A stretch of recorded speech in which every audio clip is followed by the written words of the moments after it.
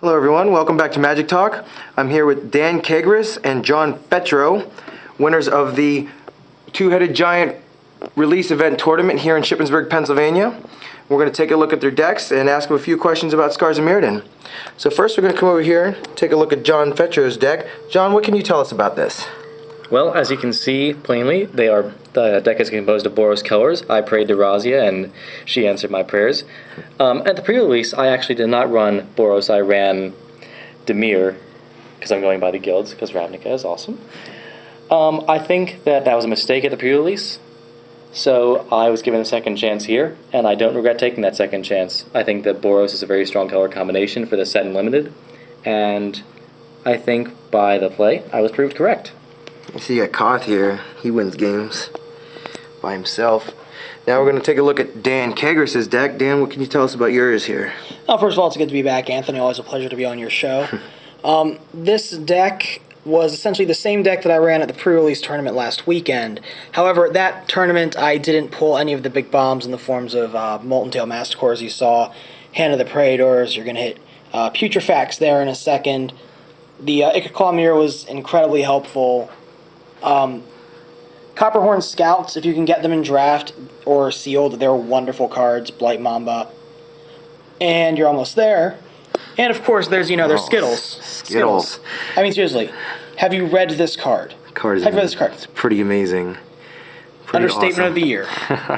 And I'm told there's a story with the Glint Hawk and the Tainted Strike here having something to do with life totals and poison counters here. What's this story here that you got going on here? Well, we ran a 3-round pre-release. There were 10 teams total, so 5 matches. We had managed to work our way up to the top in the final round against the other team. And we had essentially entered, well, first of all, we were at turns, our last turn.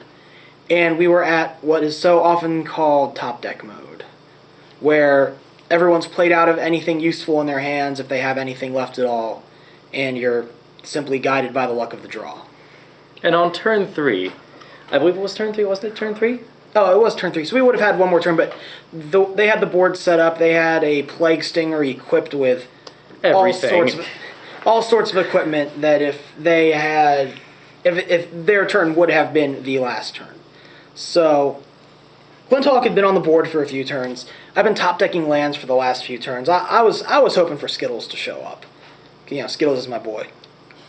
So, we get to the end. It's our turn. We're at 8 poison counters.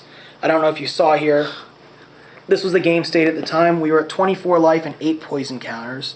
They were at 26 life and 9 poison counters. We'd been pecking at each other throughout the game. It had been wars of attrition. And everybody had an answer for everything.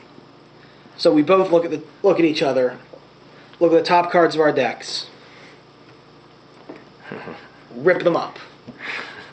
Just like that. I look at it, I say, John, don't do anything, just swing. Swing with everything.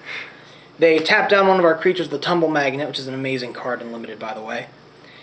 And we swung. They declared their blockers, but they didn't have any flyers.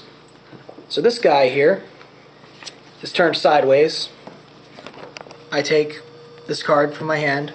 They say they're done blockers. They've got, I think one of them had 1 card in hand. I think that the other player was tapped out.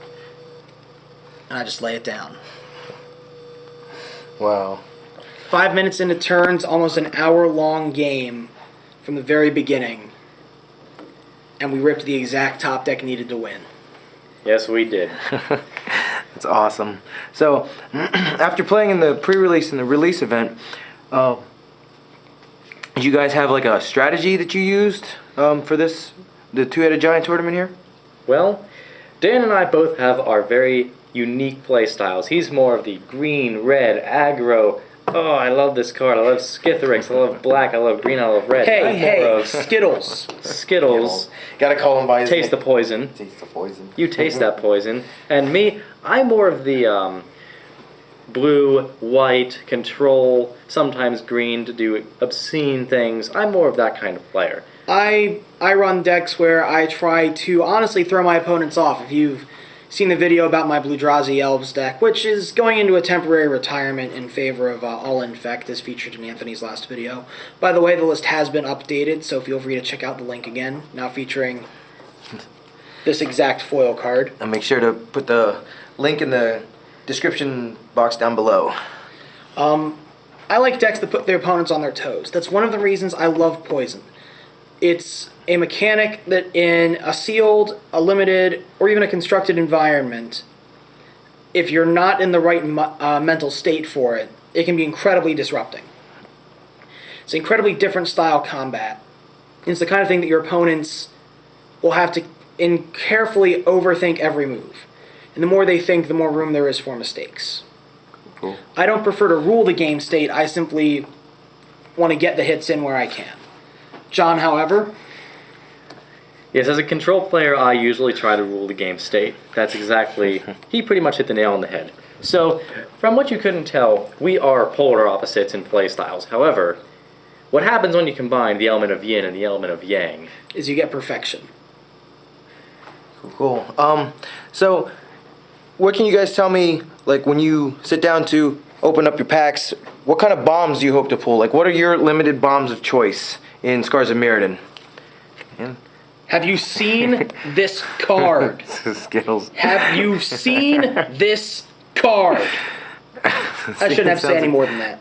Sounds John? good. What about you, John? I actually didn't pull my favorite bomb in this draft. However, I don't regret that. My favorite bomb to take in Scars Limited, from what I've seen, is Lux Cannon. The one-hit kill-all. Just wipes everything off the board that you can have a problem with. It doesn't matter what your other pools were. It doesn't matter what your opponent's pools were.